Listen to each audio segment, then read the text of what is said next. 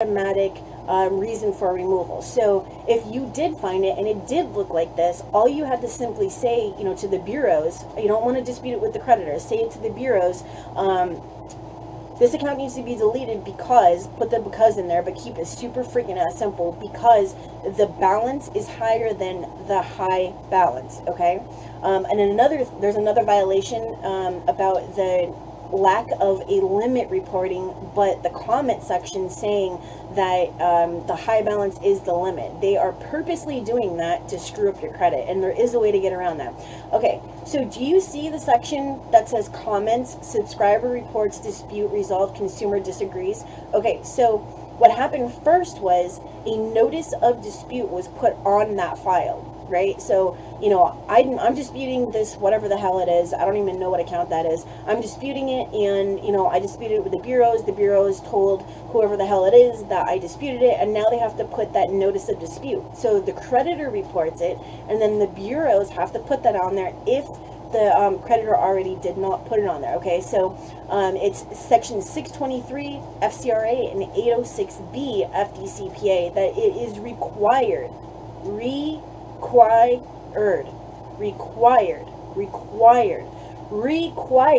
to be on there. And I'm going to show you that it is like super prevalent that it's not going to be on there, okay?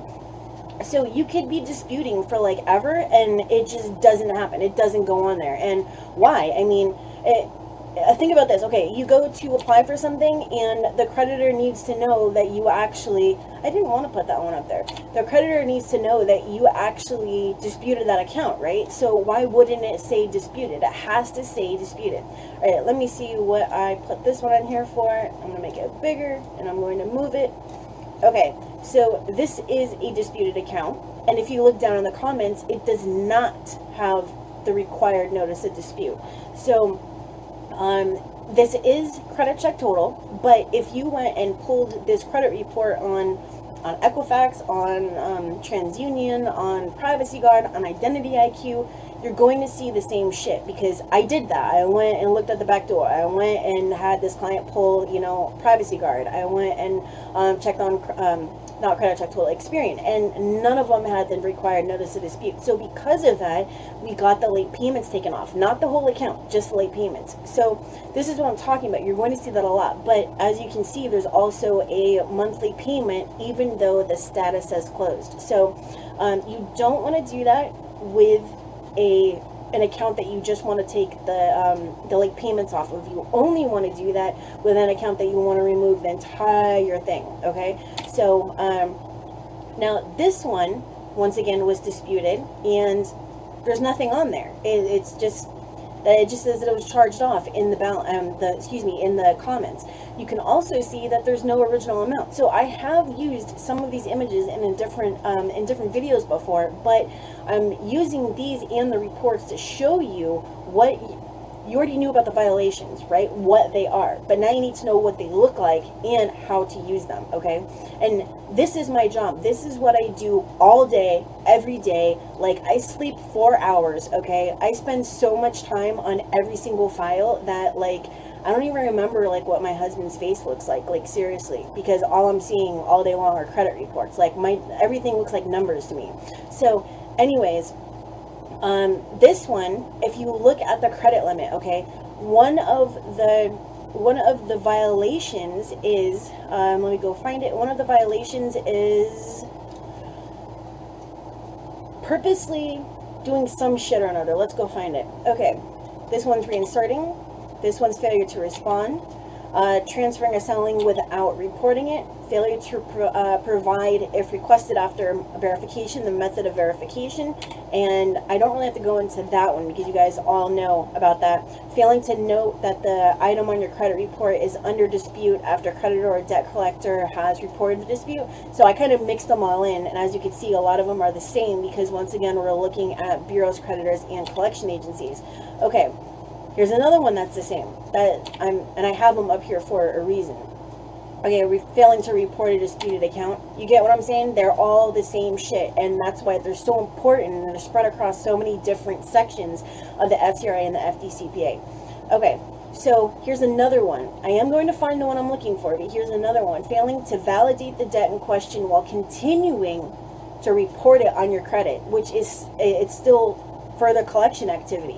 Because if it wasn't, they would have removed it. They would stop calling you until they actually sent that proof that you, owe account recovery services, or that you owe portfolio recovery, or that you owe, the original creditor, Walmart, whoever the hell it was, right? So that's another thing that you need to keep in mind, and you can use it simply by disputing it with the bureau. So in this instance, you would want to put, yeah, they come back freaking verified bullshit, right? Okay, so, and for Sheila Brunson, as far as the flat fee goes, I try not to. So if you don't have a lot of items, I do charge a flat fee, but if you do have a lot of items, I break it up into monthly payments, but we can get to that later. Anyways, as far as, only have the monthly then the first for every account. That is true. All right, so sorry, I've got the chat over here, like I said, and I've got this here. All right, so if you dispute with the bureaus, and then you a couple days later dispute, using the VOD to the collection agency, you would want to say to the bureaus, because remember, it's a very, very simple shit, very, very, very simple, like as simple as possible. I've even simplified it even more now, because too many people are getting things saying, oh, we don't understand your reason for dispute. Obviously you do, but it's because, I'm actually pointing out real errors and factual disputes. So I'll show you how to do that, but you can simply state that by them continuing to report an unknown and unverified account, they're in violation of the FDCPA. Just super, super simple like that. And then what I was talking about as far as dumbing it down even further is that you can just simply state, this account needs to be removed because it has an inaccurate open date. And you can put open date of blah, blah, blah. Balance of $552 is wrong. Please delete. If you have multiple, reasons that are blatant errors between, all three bureaus, then put no more than 3 in one sentence, and then put delete for multiple inaccuracies.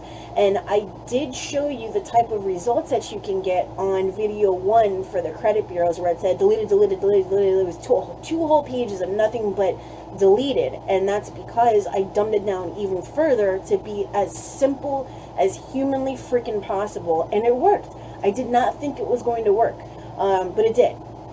Okay, so you can go to the CFPB with these violations and simply state that I disputed with, Experian or Equifax or TransUnion on X date, and I also disputed with account recovery, portfolio recovery, Commonwealth, whoever the hell it is, and they stated that it was verified, but they didn't actually verify it, and they're continuing to report it on my credit report, which is continuing further collection activity. That is a violation of the FDCPA, and it needs to be removed. And what I just told you is exactly what I would put into a CFPB complaint. Okay, so verifying an account with the credit bureaus before your request for validation has been completed. So I didn't even know about that one, and I had to actually go and do a little bit further research to understand what that means, because it's kind of simple. But basically, what happens is that if you sent in your VOD request, right, and they didn't say shit to you, it hasn't been actually validated, verified, whatever, but they tell the bureaus that it has been, then it has to be removed because they didn't actually process your debt validation request first before telling the bureaus that it's been, completed or verified or whatever. So I don't really have a reason for that one for you to use, but you can just basically take what I just said and put it into a reason. Okay, so reporting a late payment when collection accounts are close-ended and cannot be late, unlike open-ended credit card accounts. So there was one that I was looking for with the required notice to dispute and all that kind of stuff to put it into one image, but we've already seen them. There are multiple ones, so let's go look at this one. So let's go back and look at my screen. Let's go find it first. I think it's 3. Here we are. Okay. And voila. Okay. Account recovery services. Do you see that account recovery services is a collection on all three bureaus. But if you look down, you're going to see these late payments. So once again, that violation simply says that a collection account cannot report late payments because it's not an open-ended account type like a revolving account, like a credit card, right? So how can it report late payments? Another one, and you're going to see this everywhere, like on almost every report, if there is an unpaid charge-off, there's going to be late payments after the close date. So, like, think about that. The account is closed. Whether it's paid or not, that account is closed, right? So how can I be late on an account that is freaking ass closed? You can't. It's not possible. So how can you continue to accumulate all these late freaking ass payments after that close date? It's impossible. You can't do it. It's a violation, all right? So if we looked at all of these, you're going to see all of these late payments on all of these collections. This one has it, that one has it, CAF has it, the other CAF has it. This dude had a lot of collections when I started with him. Now, Dr. Bonnie, that one does not have it because it's TransUnion, and TransUnion doesn't, most of the time, doesn't report payment history. Now, yeah, this one was mostly collections, okay? So if I go and look at a different report, like that first one that I was showing you, and go to the next page, let's see what we have. Okay. This is one of the violations. So if you recall, one of the violations is failing to update the account as being updated. And it's actually not from, it's from the video prior to 3 videos ago. So it's where I shared my screen and it was like a PDF, and it had like things that were highlighted and boxed in, where I was telling you, this is a violation, this is how your mail's processed at the bureaus, all that kind of shit. So one of the big things is that if you look at an account, right here it says status updated, right? 6/1/2015. I disputed this last month. I disputed this the month before that. I disputed this the month before that. I disputed this the month before that. That means that it should say 6/whatever/2018, because this year is 2018, although the month is July, okay? Does that make sense? You get what I'm saying? Whatever, when they do a dispute, they're supposed to update it because the investigation has now completed, and update that status. So if you get results saying that it's been verified or the account has been updated, then that date should change. If the date doesn't change, it's a violation because they didn't update it and they did not investigate the account. That is something that you can use to prove. And I just totally froze. But anyways, sorry, CPU is actually getting kind of high on the computer right now. So do you get what I'm saying? Like, these are certain things that you may not have known about that you can use to get your deletions, okay? So, no update since 2015 means account was never investigated. So take a look at your credit report. Go account by account, the negative accounts, not positive accounts. Account by account, and look at where it says the status update date. Now, certain websites are not going to show you. Privacy Guard, I believe, does have it. Identity IQ has it. Credit Check Total has it. Experian has it. But you can't use any of those free fucking sites, all right? Don't use Credit Karma, because if you're serious about doing this, then you need to be coming out of pocket and you need to be paying for this shit, okay? Because if you're serious about it, they're going to take you seriously. If you're not serious about it, then why would they and why should they take you seriously? You need to have the information to do this correctly, get it done the first time, and not deal with it ever again and move on with your life. But that all starts with getting the information from the right place, okay? So, the next one is, once again, on Credit Check Total, Equifax is reporting this as a credit card when it's actually an installment. So if you want to, if you are grasping at straws and you don't know what to do anymore, send a screenshot, a PDF, whatever of this, and a photocopy, whatever the hell you want to do. Send this, just this one page, and you would put, like, right where I put mine, but like handwrite it. Don't type it out like I did. You're going to handwrite, this is not a credit card. Delete. only if you want it to be deleted. If it's, you know, late payments, don't put that, okay? But you see what I'm saying? You want to look at the account type. You want to look at the terms. Are there terms? Is there a type? You also want to make sure that, you know, the date opened is accurate, just like somebody said right now about the dates being, you know, different and everything, or that they're all the same. Okay, so once again, it has not been updated since 2014. So you get what I'm saying? Like, you're going to see these things all over the place. Like, I see the same things over and over and over again, and that's why I chose the ones that I did. Okay, so I don't want to get redundant, so I'm going to move past that. No updates since 2014, never been investigated. And let me just see if there's, different open dates. Now we're talking about missing information. This one has no high balance, okay? So one of the violations that I was looking for was where there is no limit reporting. Now, I did say this in one of my previous videos, but Capital One is notorious for, and I did show you where the limit was not showing across all three bureaus, and that was actually a violation that I was looking for.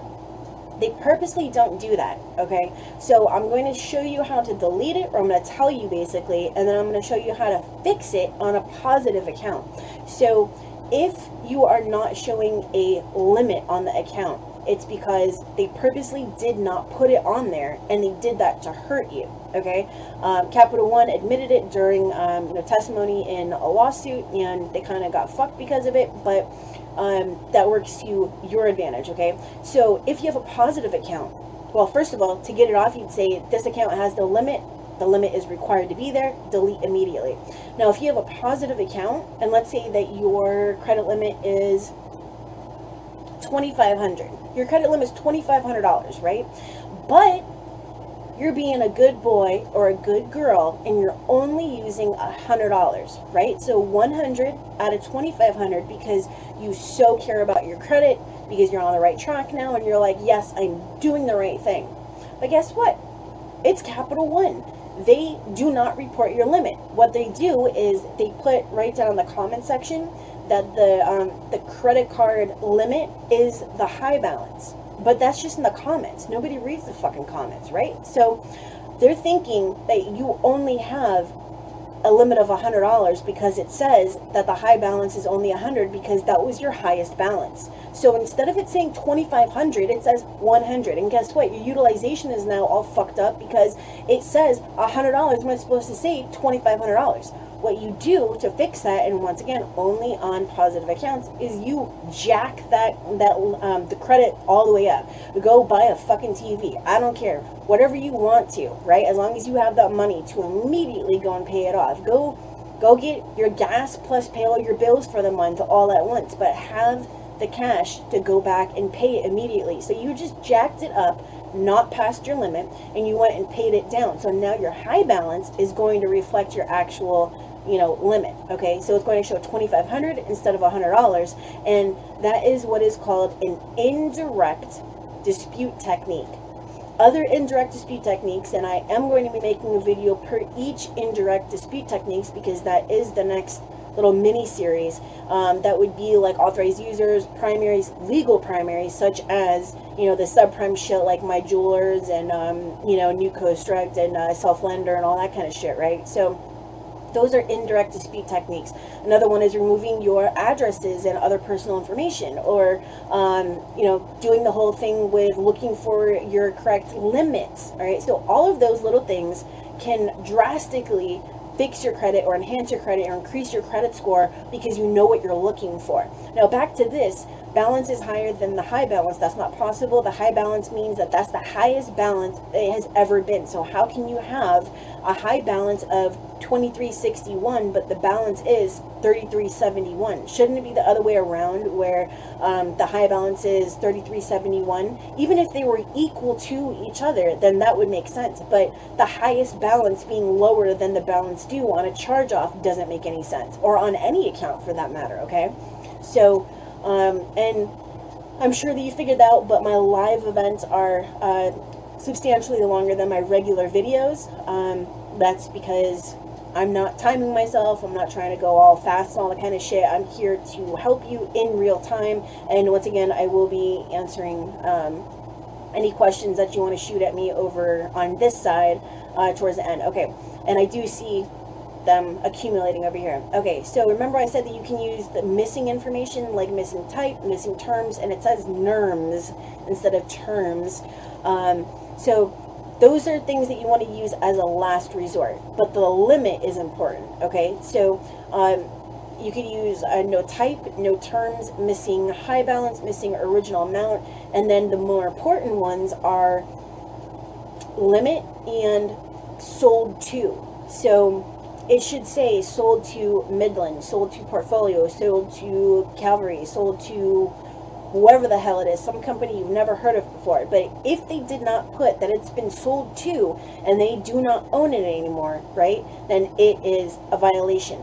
If it was sold and that other company is now reporting it, but this company is still reporting a monthly payment, a past due, or a balance, it's a violation, okay? And one of those little images that I had shown does say that.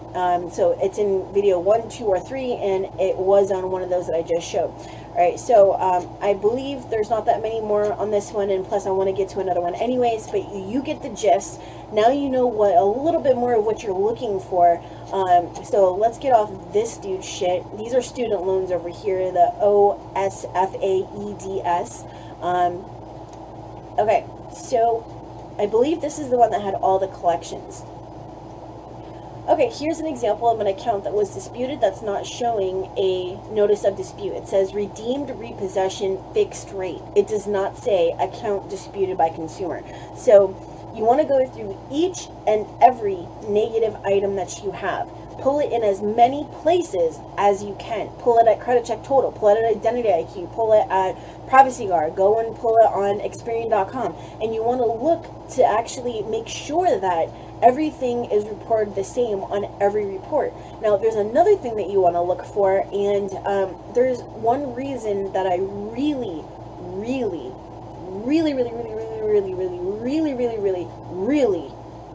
like Identity IQ. It shows the date of last activity. Now, I do not want to pull up a report because it would show personal information, and I haven't edited anything to show you, so I'm not going to do that tonight. But if you look at the account, it'll say at the bottom date of last payment, and then it'll say date last active. So I've seen it as recent as last night. I was processing a shitload of files last night, and it said date of last activity was a difference of 5 years between the bureaus. So like one was 2015, one was 2018, one was 2012, and then on another account it was even more than that. So it's very, very important because that's the date that stipulates when that account is going to come off your credit report. So if it's not the same between all three bureaus, then it's going to come off at different times. And how is that fair to you? The way that you handle that is contact the original creditor. If it doesn't work, just saying to the bureaus, the last date of activity is incorrect or inaccurate, inconsistent, whatever. Contact the creditor, whoever it is, collection agency, creditor, whatever, and say, I need to get the actual, in writing, the actual date of last activity. You take their response and you put it with your dispute letter and say, hey, look, Credit Bureau A, fuck you. Here's the proof that you're fucked up. And here's the proof that you need to get this shit off my credit report, like, right now. Because, you're saying that it's verified, but how can it be verified when all three bureaus are reporting different information from the same creditor? You get what I'm saying? Okay.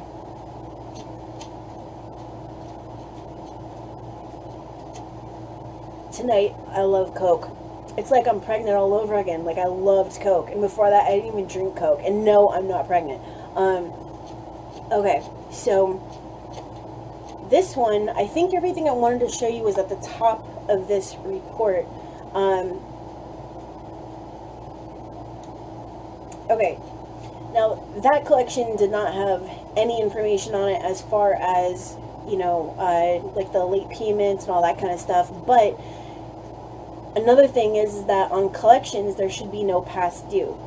It can say balance, and I haven't found a law on it, all right, but everything that I think as common sense turns out to be a violation of some sort. Okay, so there shouldn't be a past due, because it's not like you're making payments on a collection. It's just balance, collection, no late payments, no past due, no monthly payment. All right, so balance, yes. Past due, no. This is for a collection, not for a charge-off. A charge-off can, C-A-N, can show a balance, a past due, and no monthly payment, okay? Because it's closed. There shouldn't be anything on like that on a closed account. All right, so on this one, why did I open this? Oh, because it's negative. All right, so there's many things that you can dispute, and I just opened this just to find out which accounts were negative, but there were specific things that I wanted to show you on this one. Oh, now I know whose report this is. Okay, the reason I'm using this one is because this dude was a victim of identity theft, and he had been with me, or has been with me, for a year now. Okay, so yes, I have files that are just fucking amazing, and I get like 50% removed in like, you know, the first 30 days, and then I get the rest removed in like 3 months or whatever, right? But then there's those files where you get a shitload like in a very small, you know, small period of time, and then you still have to go after the rest of the accounts. This is one of those files where, you know, neither of us gave up and we still want to go after it. So out of a bunch of accounts, this dude has Barclays left, which you can see right here, and then only on one bureau, it was on all three, and then something that was non-identity theft related, this Nissan motor, right? So because it was repoed and all that kind of shit. So if you look at Barclays, where's the notice of dispute? If I've been on this for like ever, right, wouldn't there be a notice of dispute in the comments? There should be a notice of dispute in the comments, because I've been disputing it. Like, there was no lull in the time frame or whatever. It's not like, you know, we just stopped and then, you know, whatever, so that they could actually like complete it and then take that notice of dispute off. No, I kept disputing. So therefore there should be a notice of dispute. So that's the reason I showed you this one. Okay, so if you look at Nissan, the account is still open, so having that monthly payment on there is legit. That's okay. It's supposed to be on there because, you know, it was negative, although there's still the late payments, but it was negative. It went to like almost charge-off status, and then he started paying again. So that's when you do want and do need, and it is okay to have a monthly payment on something that was negative, because it's still open. So the way that you handle this one is taking off the late payments. But as you can see, except for TransUnion not reporting May of 2017, although it is on transunion.com, so I couldn't dispute it that way, all of the late payments are the same. So to go after individual late payments, it could take a very long time. So what I did was I made a CFPB complaint, and we got this one removed. What I do is I normally don't make CFPB complaints until like way later, until we have accumulated like so much shit against whoever it is that we're making a complaint against, that there's absolutely nothing that they can do. There's nothing that they can do. You box them in, and you're like, hey, look, oh, you're gonna say this? Okay, I have this. You're gonna say this? Okay, I have this. You're gonna say this? So on and so forth. So don't just frivolously make complaints, because they're going to say, hey, look, you're irresponsible, you're just trying to get this shit off your credit report, and we're not going to help you. We're just going to side with, you know, whoever it is.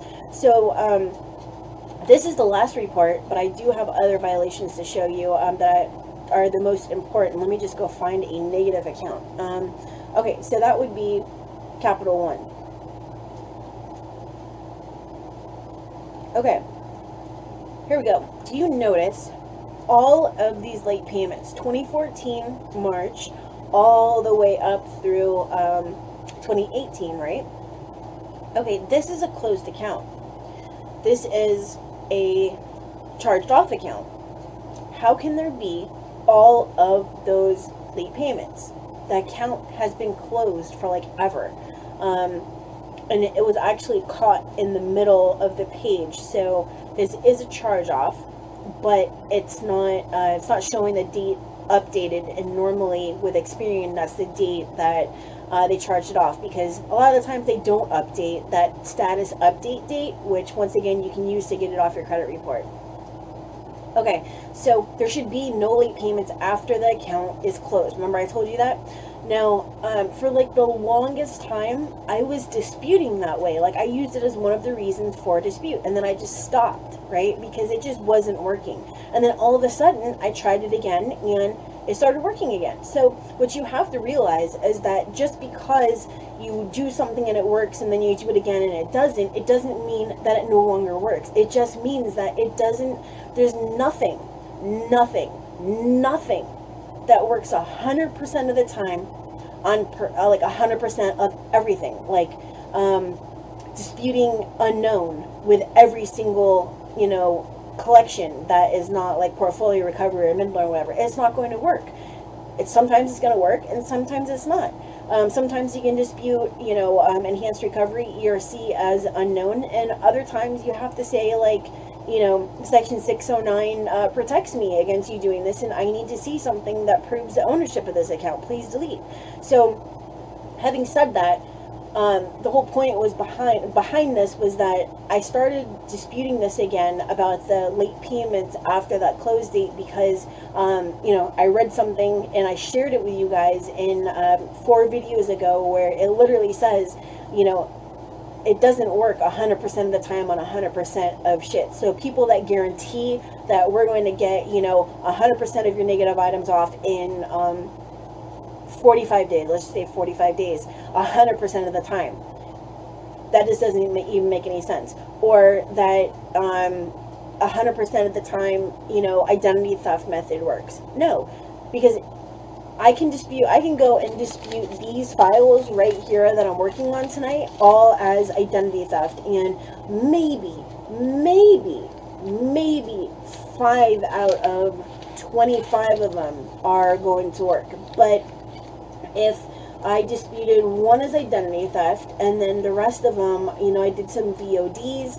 On some of them, I disputed, with the creditor first, and then on some of them, I did the bureaus first, and then I did the creditors, and then on some of them, you get what I'm saying? Like, some of them I made complaints right after round 1. Like, you have to change it up. It's not going to work the same shit using it all the time. Sometimes it works, sometimes it doesn't, but that's all I'm trying to say here is that that's why I give you all of these little things, because it's not going to work all the time. Don't put a comment on a video and say, oh, what you said doesn't work. Motherfucker, yeah, it does work, or else I wouldn't be getting the results that I do. Okay, I'm just giving you this information, and I know I'm not yelling at you guys. I'm just giving you this information so that you have everything in your arsenal so that you can go after these companies and you can get your deletions, and so your life makes sense again and you don't have to worry about this shit. You get what I mean? So, okay. I don't think that there's anything else on this report, but it's the same thing over and over and over again, that you're going to see missing information, that you're going to see, the status update, you're going to see the no notice of dispute. There's so many different things that I could tell you right now, but I'm just trying to stick to these violations, all right? So I know that there was another violation in here, and I need to go find it, and it always goes back to 1, so let's go find it.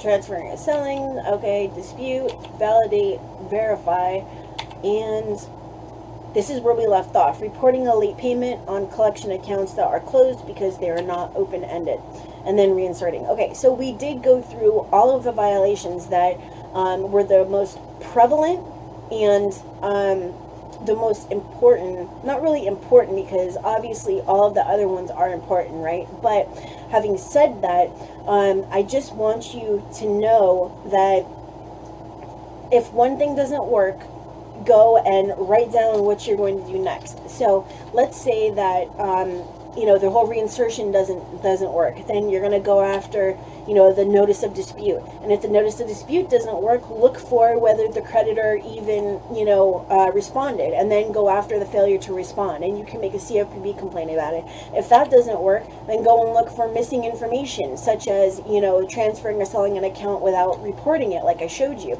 If that doesn't work, then so on and so forth. You get what I'm saying? And then lastly, I want to talk about the failure to give the requested information, the method of verification. Okay, so this one's a little bit ambiguous, right? Like what does it mean for them to give you actual verification, and what happens if they do? So if you request the method of verification, and you actually get, like, you know that little statement that says, this is what we did, but it really doesn't say anything, then you can make a complaint with the CFPB. But now let's say that you did get a contract that you actually signed and it has your signature right on it, right? What do you do then? I'm going to tell you what you do. So you want to make sure that that notice of dispute, this is why it's so important that you guys know this. You want to make sure that the notice of dispute was put on the account within 30 days from the date they received your first letter, right? So let's say that today is, I don't even know what date it is. What does my computer say? It's the 14th, right? So if I send out a letter today, we're going to give a 4, maybe 5 days for the mail, depending on where in the US it's going, right? And then we count 30 days. So on that 31st day, we're going to pull a new report, okay? And this is not the way that I do it as a business. This is the way that you want to do it as an individual, okay?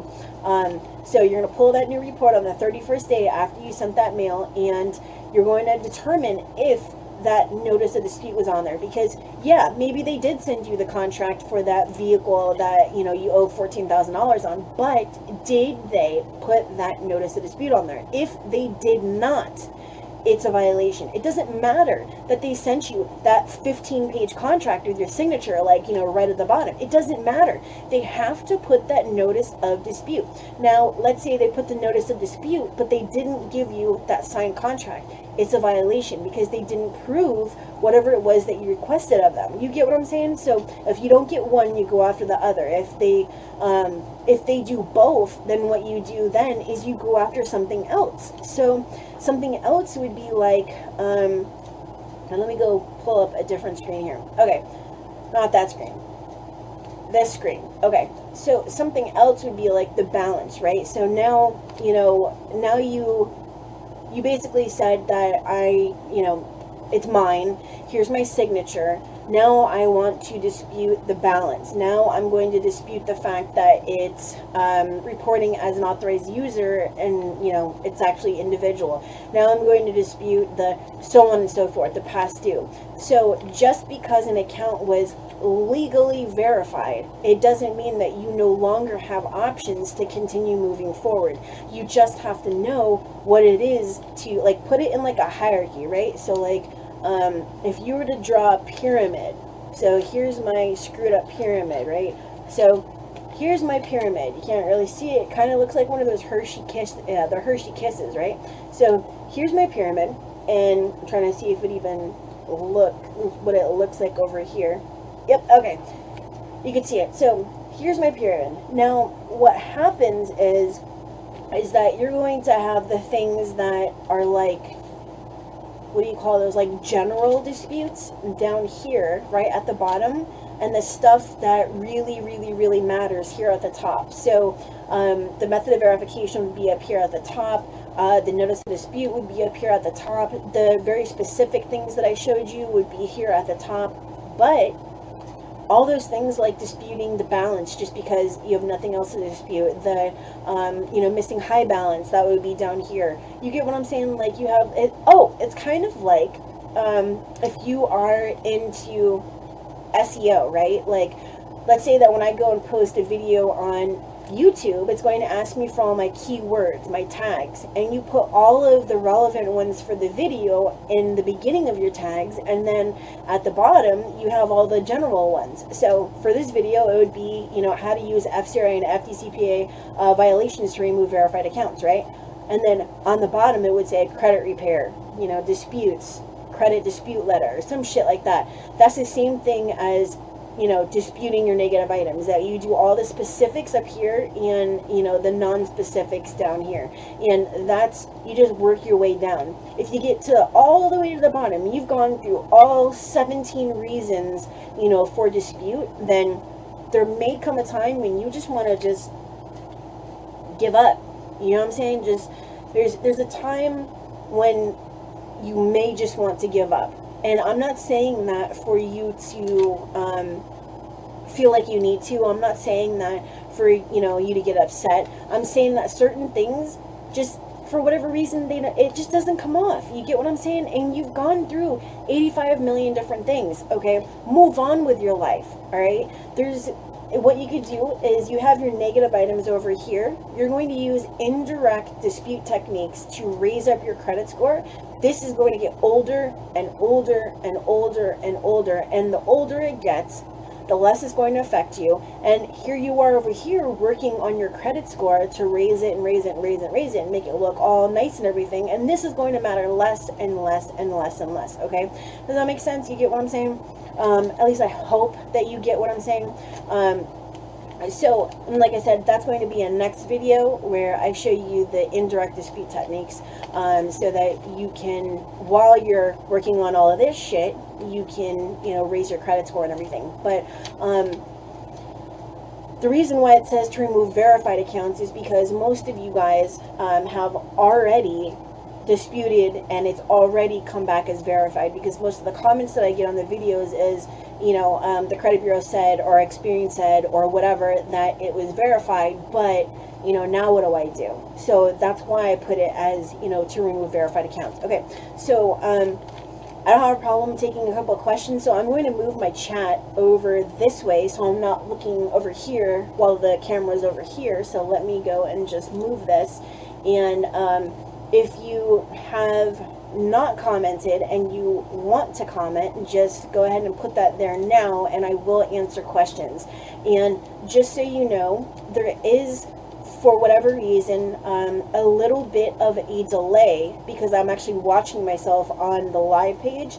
There's a delay between me doing it live right now and like it's like a 5-second delay.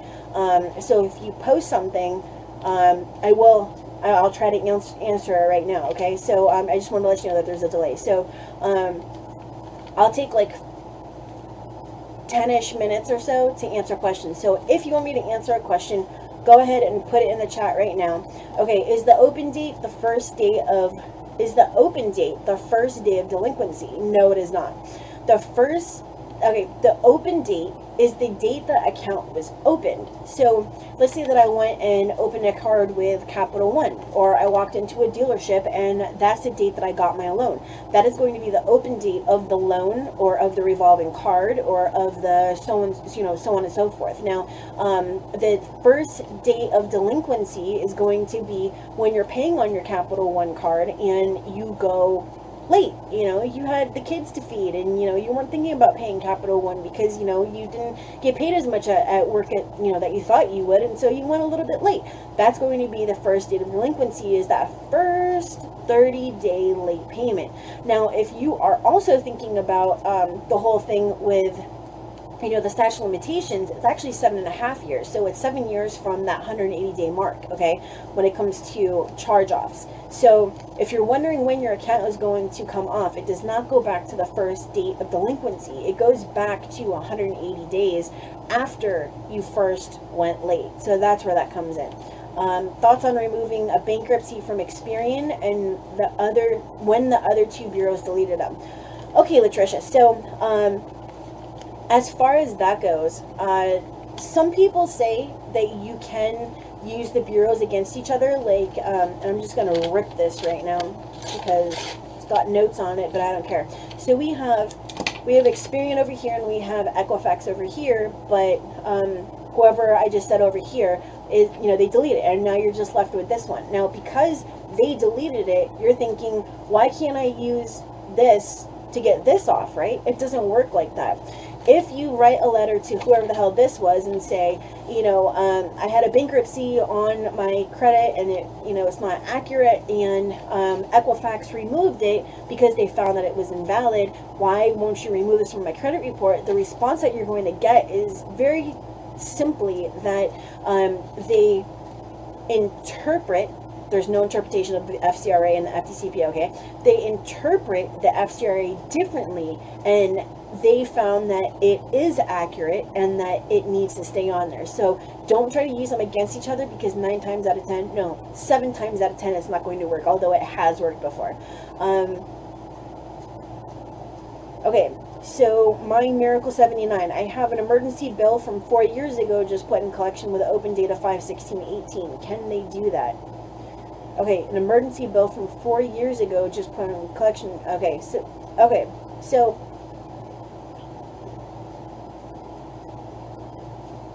all right, I think the way that it works is that even though it says 5/16/18 and it's from 4 years ago, the way that's going to work is that if it's from 4 years ago, that would have been 2014, right? Yeah, it would have been from 2014. So when that statute of limitations hits at 7 years, it's actually going to fall off. That just so happens that that's the date that they started reporting it, and they can report that as the open date because that's when they got it and they started reporting it, okay? So it is legal for them to do that, and even though the date says one thing, if you get a credit report directly from the credit bureaus, look at the date, you know, where it says this is going to stay on your report until 2022, 2019, 2017, whatever, November, October, December. You want to look at that date, and if that matches with that whole 5/16/18 thing, then that is illegal. But more than likely, it's not going to match, and that 7 years is going to coincide with the 4 years ago, because that's the actual open date of the account. Okay. And let me just mute my phone because it is buzzing over here. Okay. And yes, Experian jerks. Yes, 100%. Experian is the most difficult to deal with, the most difficult to remove. Okay. Can there be a late payment on a closed, charged off account? Yes. But let me try to explain this. On a closed, charged off account, can there be a late payment? Okay, there should only be late payments up to 180 days late, right? Because remember I said about the late payments after the account was closed? So if the account closed like 6 months ago, but now you're in your 7th month of not paying them and you still see late payments, then it shouldn't be reported like that. The account was closed, it is charged off, and it needs to be removed because those late payments cannot continue reporting. And if you recall, somewhere in the video I showed you all of those late payments going from 2014 to 2017. All of those are illegally reported. Okay, so what if I have multiple consecutive OKs, like on-time payments in my credit report, and the very next month they report me as 90 days late? Actually, that happens with what do you call those, student loans a lot. I see those all the time. Like, I could literally, if I had a way to immediately block the information from reporting, I would literally be able to show you right now. And I just froze again. Okay, so it does count as inaccurate. It's not technically a violation because it doesn't fall under one of those violations, but it should go just like, 30, 60, 90. We all learned how to count when we were kids. It still remains the same. It doesn't go 0 to 9. It goes 3, 6, 9, right? So with student loans, I don't know if that's what you're talking about, but with student loans, especially Navient, they will go straight from okay to 90 days late. I don't know why. I don't know if it can be considered a violation, but I do get them off by disputing it that way. Okay, so I'm going to scroll up a little bit because I did have questions up here, I think. Okay, charge off from First Premier that won't go away. Sent 609 letters to bureaus and VOD to creditor. VOD to the creditor? Okay. Now, Mark Perez, I don't know if you're talking about the collection agency or the creditor, and got response back from the creditor saying under FDCPA they're not a debt collector. Okay, and that's exactly what I just said. Why'd you send it to the creditor? Okay, so with a charge off, right, so you have First Premier and you are sending the 609s to the bureaus. That's okay. 619 does go to the bureaus because it's FCRA, and you sent a VOD to the creditor being First Premier. What you did wrong there is disputing using the FDCPA to a company that is the original creditor, right? So they should be a 623 dispute, or directly going through the bureaus, because a VOD goes to a third party or debt buyer collection. That's when you should be using the VOD. The VOD is the FDCPA. With the original creditor, you should be using a 623, okay? So do not 609 a creditor, and do not VOD a creditor, and do not 623 a debt collector. There's very specific things that you need to do. So what I would do if I were you is I would go and look at my cheat sheet. Let me just go and write myself a note to put that down in the description within an hour after I've completed this. So you're going to go and you're going to pull the cheat sheet. You're going to go and you're going to pull the cheat sheet, right? And it's going to show you who you need to dispute with using what. And you know what? I'm going to go find it real quick, and I'm going to update this, and you can go and get the link right now. Alright, so I believe I have it in my Google Drive. And I'm doing it now because it shows a lot of stuff on there. Other people may want it. I have posted on multiple videos before. Okay, so the cheat sheet is going to tell you who to dispute with and what you are using to dispute with them. So, for example, what I was just talking about with Mark Perez's question about First Premier, not really a question, more like a statement, but his problem is that he was using the wrong dispute techniques with the wrong entity or whatever. So, let me just go find it. Alright, cheat sheet. Alright, so... And I'm literally just going to put the link. Here it is. Cheat sheet. Get me a link to it. Get shareable link. And I'm copying it. And I'm going to go in and I'm going to edit this shit. Hopefully I can edit it while I am actually doing it. Just so that you guys have it like right now. And then I'll tell you as soon as I save it, and you should be able to reload and it'll be there. So just give me 2 seconds while I put it in there. And this actually might take a second to load. So, oh, it just came up. Okay, so I'm going to put it right at the top of the description, and I'm doing it right now. So cheat sheet link. Paste it. And save.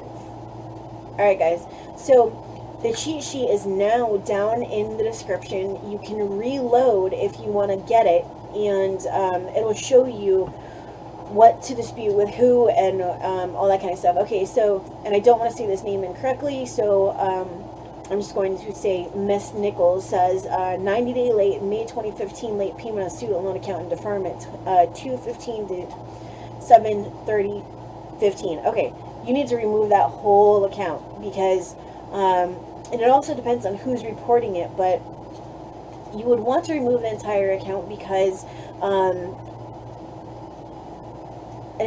who the fuck is Key Credit Fix? I don't really care about anybody posting about other businesses on here. So anyways, back to this.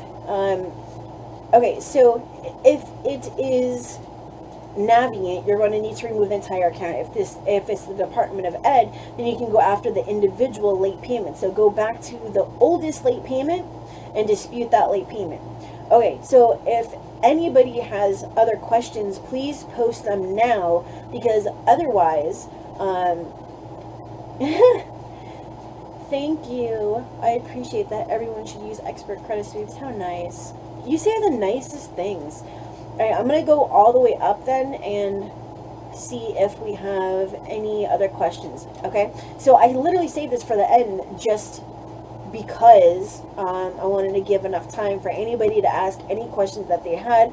And I know that you have, I know that I give a lot of information, but I obviously would think that you have questions because people post questions on all of my videos. So if you don't post it in the chat, I'm not going to know that you have a question, and I'm not going to answer it for you. So, Okay, just caught up on Snap-on Tools reporting. No dispute and alerted CFPB to it. That's exactly what you want to do. And then Philip says, how do you know all these? I've been doing this for over 10 years, and I had to do my own credit. I've never had a client that had worse credit than me. Like real talk, I've never had a client ever that had worse credit than me. Okay, so I know all these because I dealt with all of these, and I have multiple certifications, and I've traveled all over, the United States, and spoken with experts, and gone to seminars, and taught seminars, and I've been on panels and all that kind of stuff. I've been around the people that have all this information, and I learned this information so that I can implement this information because I'm an expert at what I do. I'm not saying that I'm the best in the world, because I'm not. I know that there's other people who know more shit, and that, whatever. I'm just saying that this is my niche, this is my specialty, and I know it because I went out and I was determined to learn these things, and I read the FCRA, I read the FDCPA, I read all these, all these things, and then I learned to implement them. But as far as my credit, I had to learn the hard way. And once again, my credit was worse than yours will ever be. Mine is worse than anybody who sees this, like the recordings or whatever.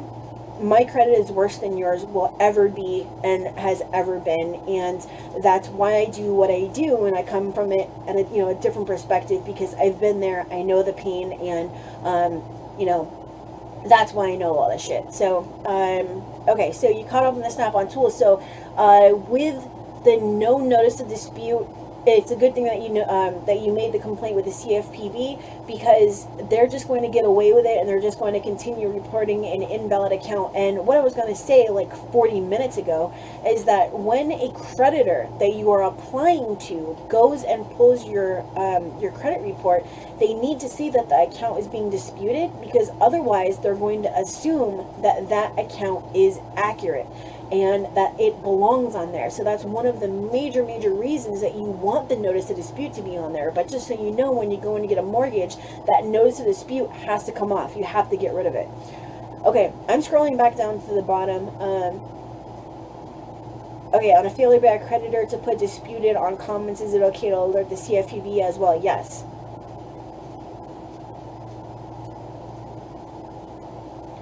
Okay, William Camacho Jr., I'm having problems with an account. First Premier Bank sending me the full validation of debt. Okay, so do you remember where I said it's okay if they do one thing, you still have the backup, and then you still have those 17 other reasons for dispute? So if they send you the whatever it is that actually proves the account, your signature, something verifying your IP address, a handwriting verification, whatever it is, you still need to look for the required notice of dispute. So if they do one and not the other, it's a violation. If they do one and not the other over here, then it's a violation. If they do none, then it's a violation. And if they do both, then you still have 17 other reasons for disputing, okay?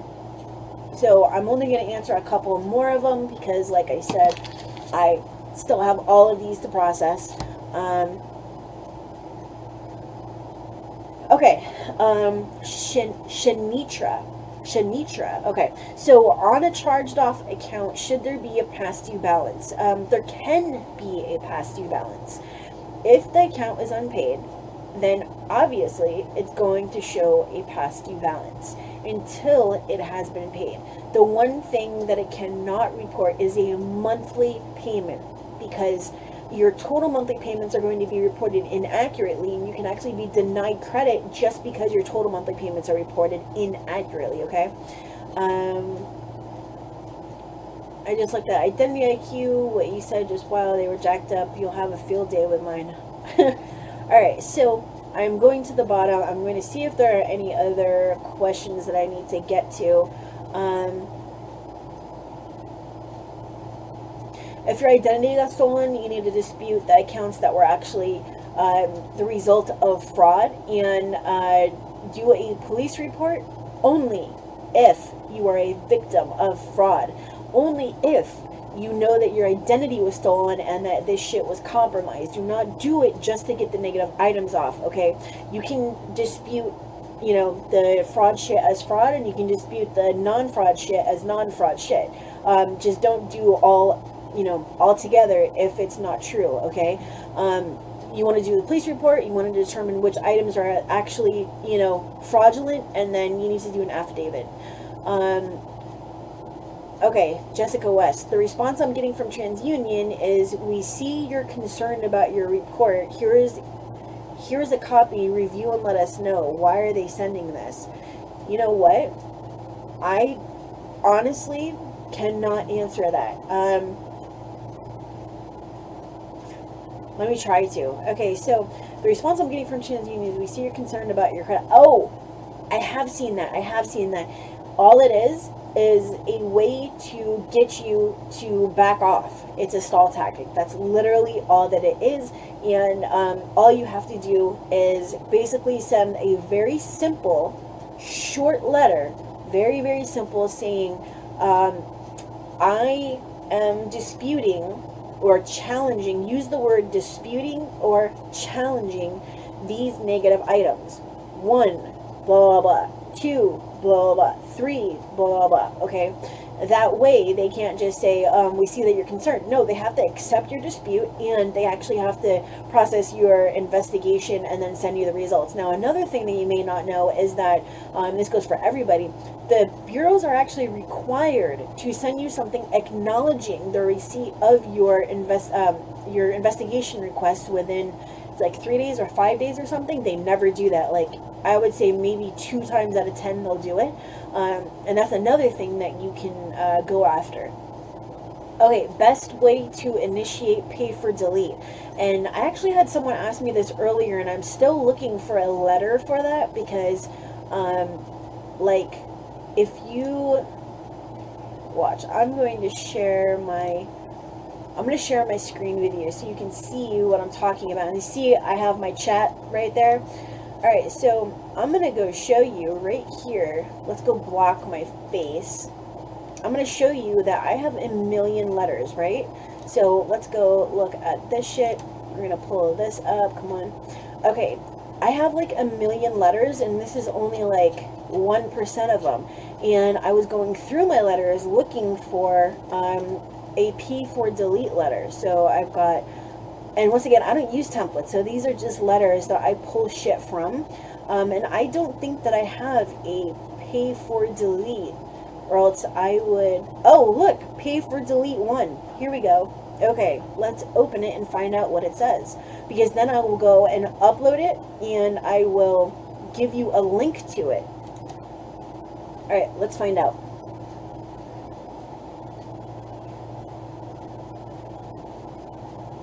That shit takes forever to open. Sorry. Okay. Somebody was asking me about that earlier. While this is opening, what to do when repo keeps coming back verified when all the discrepancies have been disputed. Send the repossession letter if it has been over 2 years old and they have not taken you to court. And do you want me to post the repo letter down in the description? I will. Okay, so let me move this over here so you can see it. This is a pay for delete settlement letter. So, and I'm going to put this and the repo letter down in the description. So, pay for delete settlement letter, it basically says, you're going to have to word this differently. So, it's been a pleasure working with you, and I thank you for working with me on the settlement matter. As you are aware, over a year ago, I suffered a few setbacks that severely impacted me financially, to the effect that has led to this account to being in the state that it is. Unfortunately, it has left me with little resources to satisfy this account, and blah, blah, blah. Going forward, I feel obligated to your company and want to make an effort to settle this for X dollars as payment in full. In addition, any references to the late payment or charge off regarding this account are removed from my credit file. So you offer them X, and then you need to say, I will pay, I will pay you X if you blah, blah, blah. Okay? I'm going to go put this, on the description and the repo letter. Okay, last question, and this is a question from me to you. Does anybody have a request for a letter type that they need while I have my templates open? So I have, let's go find out what I have, because I like never go in here. Okay, if you're being sued, I have objection to complaint. I have, for verification of original creditor, LexisNexis, additional shit. I have Bureau Inquiry removal, but I think I have that one on the website. I have a 609C. I've got letter for student loan deletion. I unfortunately don't have one for that, because I always write that one very, it's all unique. Okay, these are just bullshit. 609. This is 603. 603 is something that you guys might want to look into. That one is where, how do I put it? That one is stating that you did not give your permission for the account to have ever been reported on your credit file.